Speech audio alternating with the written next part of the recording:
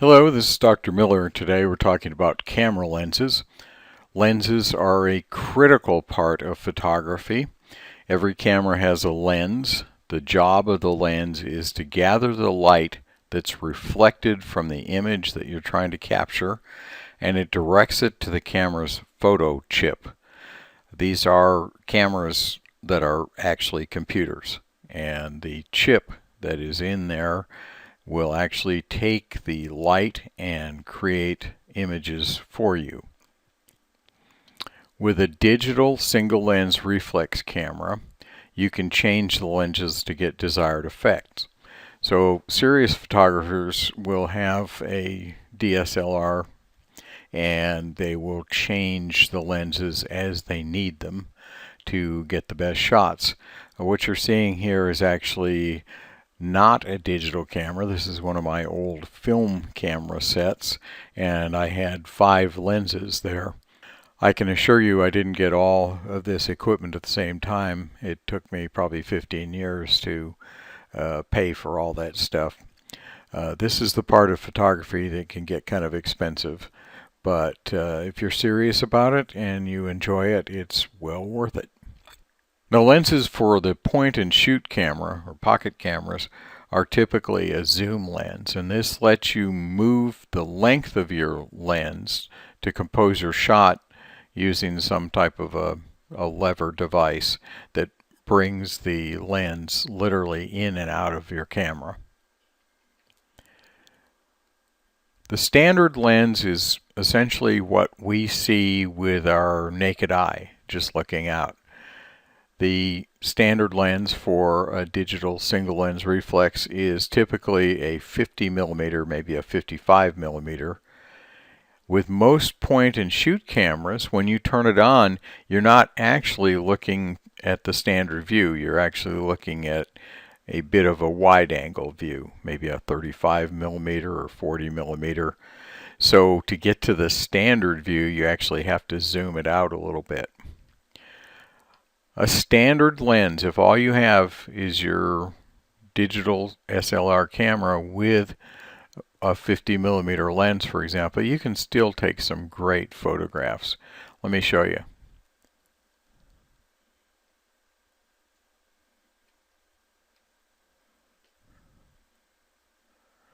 These were all taken with a 50 millimeter lens. The wide angle lens is one that lets you see more of the scene that's in front of you. So the wider the lens, the more you see. Kind of think of it in terms of side to side. Now, what happens when you are looking through a wide angle lens is the wider you are, the greater sense of distortion is. So objects appear to be further apart than they actually are. Common millimeter lengths and focal lengths, or how we measure lenses, would be 35, 28, 24 millimeters. There are wide angle lenses that go way down like to 10 and even 8 millimeters, but those are very specialized and expensive lenses that only professional photographers were using. If I were just to have one lens in the wide angle side, a fixed lens, in other words one that doesn't zoom, I would probably recommend a 28. Here are some photos from wide angle lenses, and you can see this is the great expanse. We can see this whole panorama out there in front of us with a wide angle lens. When we have objects that are closer, there is a sense of distortion, and we'll talk about that more. But that can actually work in favor of you. As you can see in this photograph of a bell, there is sort of a bulging or barrel type of distortion that we can see. The long focus or telephoto lens, and the reason we call it a long focus lens is there's a technical difference between a long focus and a telephoto, and we don't need to go into it because it's pretty much just technical. And so I'm going to use the terms long focus or telephoto pretty much interchangeably. But what these lenses do is, because they are longer in focal length, they actually are magnifying what's out there. It narrows the field of view, but it brings it closer through magnification. Now, the distortion we get in here is a perspective distortion, especially front to back. But this works in your favor because you get what is called bokeh, B-O-K-E-H, and that is the effect where you see the subject and then you see the background that's out of focus. So using the longer focus telephoto type lenses will increase your ability to get that effect, which is highly desired on a lot of occasions.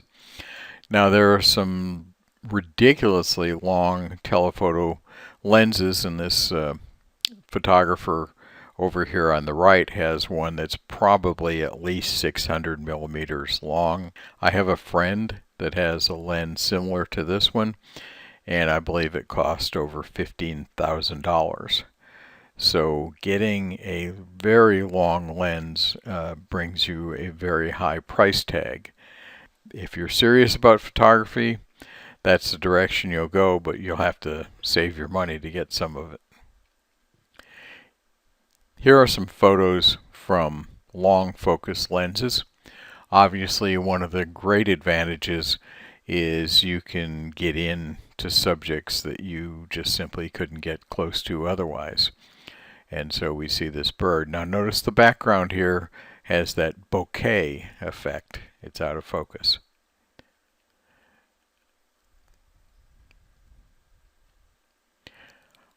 Long focus lenses are actually great for portraits because the distortion is front to back.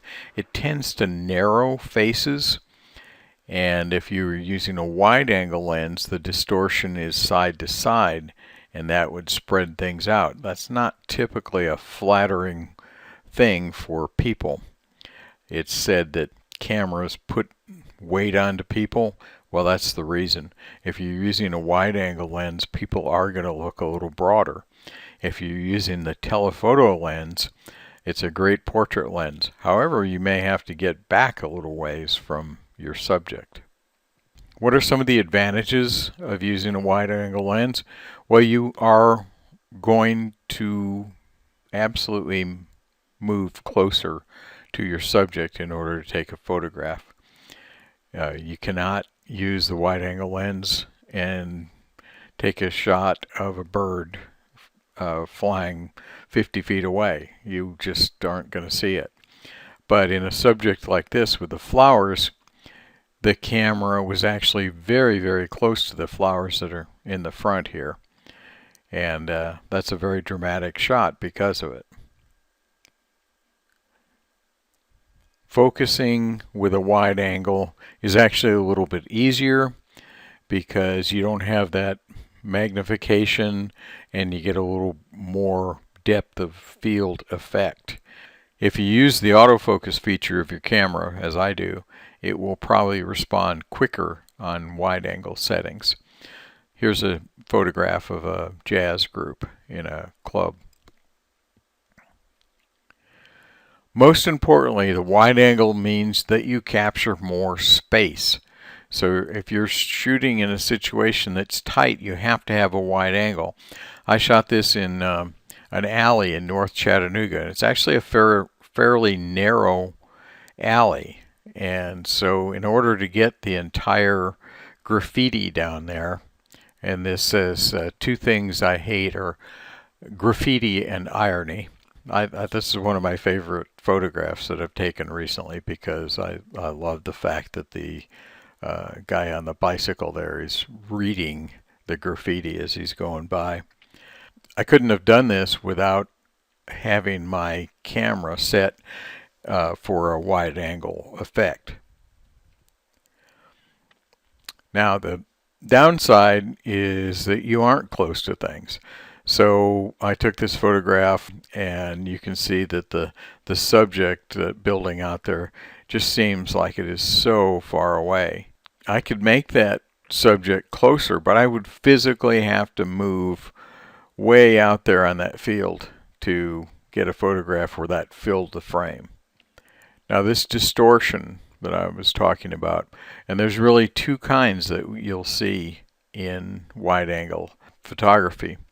One of them is where the edges appear to be stretched or bent away. And this is sometimes called pincushion distortion. So here's a grid that kind of shows you what that distortion looks like. There's another kind of distortion that happens, and that's because of the fact that really what the lens is throwing onto the image sensor is actually wider. And so the image sensor is doing some things to try and correct for it, and that puts in this distortion. This type of distortion is sometimes works and sometimes doesn't. Now for this kid it actually kind of works because his head is just exaggerated in terms of there is some distortion here, but it really doesn't look bad because he's a pleasant looking kid. It looks like he's got a giant head, and that's really okay with him. You may not get away with that if you're taking a photograph of another person, however. Here's how that edge distortion comes into play there with these buildings. See how they appear to be curved towards the center. And you see this all the time. Now you can, in photo editing, make some editing choices that will actually help you get rid of sort of the unpleasant parts of these effects. But a lot of times distortion is not a bad thing. You can really kind of embrace it. In this case, the statue, which is the subject, is actually enhanced because it appears that these buildings are sort of wrapping around it in the framing. Okay, so long lens pros. Well, the big thing is you're magnifying, and therefore you're getting in closer. Now, a result of this is the magnification causes a shallower depth of field. So your subject will be sharp if you're still, and if you're going to be using a shutter speed that is not too slow, so you will get more bokeh, more of that blurring of the background, and that's oftentimes very desired. There is that front-to-back compression that I was describing. Sometimes you'll see a photograph of like telephone poles that appear to be real close to each other when in fact they're like 30 feet apart. That is the front-to-back compression that comes with longer lenses. But for portraits, a lot of times that looks good. The best portrait lenses are typically 85 millimeters to 100 millimeters. So they are telephotoed, but they're not ridiculously telephotoed. Downsize is that because the lens is so long on a telephoto lens, you're aiming at a smaller space, that means you just don't capture as much light. And so that means you have to have the opening, the aperture wider, which is to say a low f-stop, like an f2.4 or 3.5 maybe. And you may need to shoot at a slower shutter speed. Both of those create, along with the magnification, a shallow depth of field and perhaps fuzziness. So you have to be very careful. A telephoto lens with a low f-stop is part of the solution, but they cost a ton of money. So probably the best thing you can do is to use a tripod, crank up your ISO sensitivity level a bit, and shoot at a slower shutter speed. The tripod will help you with that. Now, zoom lenses, and as we mentioned earlier, the point and shoot cameras have the digital zoom lens, but there are also zoom lenses that go onto SLR cameras. So you can select a focal length throughout the range. So for example, you might have a 17 to 55 millimeter, which is sort of a wide to standard. You might have a 28 to 70, which goes wide to slightly telephotoed. You might have a 55 to 200. This is a 75 millimeter to 300 millimeter, which is going to be giving you a pretty good telephoto boost. But see, the f-stop is f4 to 5.6. That's as big an opening as you can get. And that is not a tremendous amount of light when you're out there at 300 millimeters. Point and shoot lenses are set for wide angle, as I mentioned to you. You can control the zoom effect. There's a lever somewhere on there, and when you extend the lens, as you can see on the bottom camera on the left here, then you're more telephotoed. Some cameras actually have a digital zoom, and remember, these are computers, so what they're doing is they're computer enhancing the zoom. So this is kind of small, but over here on the right, and this is a really good Sony, it's called the Sony CyberShot, and it's a great point and shoot camera. So on the left down here, you can, this guy is down there on that walkway, way down there, and that's as wide back as you're going to see him. But if you zoom in all the way, you get to where you see the person. That's a tremendous zoom range. Cell phone cameras actually have add-on lenses. Now, I take a lot of photographs using my iPhone, and if you know how to use it, you know that you can actually do a zoom by kind of swiping your fingers on it in a certain way, and that zooms it in a little bit. But you can also take add-on lenses. I actually have this set up here on the upper right, and there's a wide angle and a fisheye and a telephoto on those three lenses. There are also just separate lenses you can buy for your iPhone or other digital camera.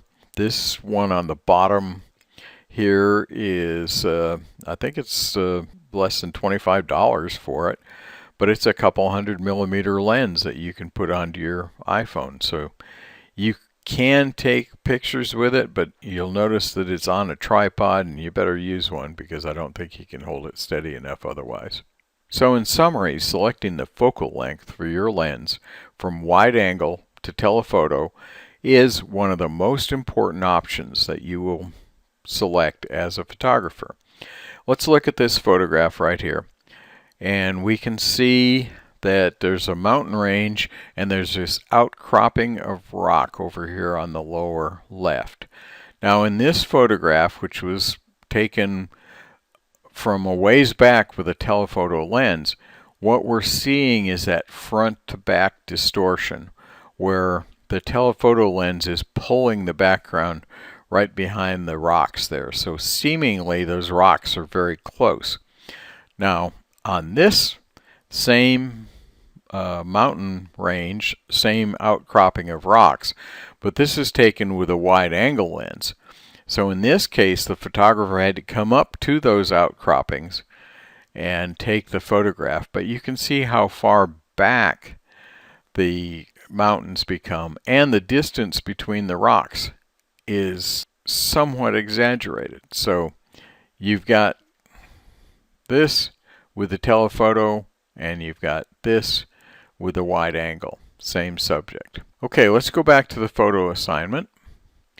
If you have a digital SLR camera with a zoom lens or interchangeable lenses, you can do everything. If you have a point and shoot camera with a zoom lens, you're good. If you have a camera with only one fixed length lens, let me know and we'll come up with something else for you to do. It's very important that you understand these aspects of using the camera. But if you don't have the camera that you can apply them to, that's not exactly your fault. Okay, as far as the assignment itself, there's going to be a sequence of photographs that you're going to do. And the sequence will be to select a subject area. The first one is just a landscape, just something out there, like this photograph of the stream. And you're going to take 3 photos. You're going to take one at the widest angle, one at approximately the standard angle, which is sort of like what your eyes see, and one at the most telephotoed, the longest focal length. So let's look at this sequence here, and this begins with a 24 millimeter wide angle lens. Now, in order to accomplish this, you're going to have to stand in the same place and take a photo and then make the adjustments on your camera to take another photo and then make the adjustments to take the third photo. If you have a tripod, and I really encourage, if you're going to get one piece of equipment for your camera, a tripod should be it, then it makes it easy because you can just set the tripod down, put the camera on it, compose your shot, and then you can make your adjustments, and they're all the shots are going to be essentially the same. But do what you can. So the widest one here is the 24 millimeter. Then we see a 35 millimeter. In the bottom you can kind of see the rectangles as we zoom in. Let's look a little closer. So now we've got the 50 millimeter at the top left. That is the standard lens. That's pretty much what your eye sees. No magnification, no wide angle. And then to the right is 100 millimeters. So now we're starting to get some telephoto. Let's go back to 24, 35, 50, 100, and now we're getting more telephotoed. So we've got 200 millimeters, and finally we have 300 millimeters. So that gives you the sequence, okay? One wide, one standard, one telephotoed. Now you're going to do this 3 times. You're going to do it with just a landscape. You're going to do it with something out there where there's an actual subject that you're going to zoom in on. And then the third one you're going to do is you're going to get somebody to stand and you're going to do the sequence with them. You do not move, they do not move. You just change your lenses and take the picture of the person using the wide, the standard, and the telephoto. Then the final thing is you're going to select a subject, and a person is a good subject. You might have them sit down, but they need to stand more or less still. What you're going to do is you're going to select that subject, and you will move though, because when you do the 28 millimeter lens, you're up pretty close to the person. But to do 50 or 100 millimeter, you're going to have to walk back. So remember how much they filled up on the wide angle lens. Walk backwards, keeping in line so everything lines up like you had your first shot. Then take it again with the head of the person or the subject the same size. And then go back again. So if you do 28, 50, and 200, for example, that would be fine. What you are learning as a photographer is to use these different adjustable elements. And these include f-stop or aperture. These include shutter speed. These include ISO or your sensitivity of your camera to the light. And now we're adding this element of focal length and wide angle and standard and telephoto.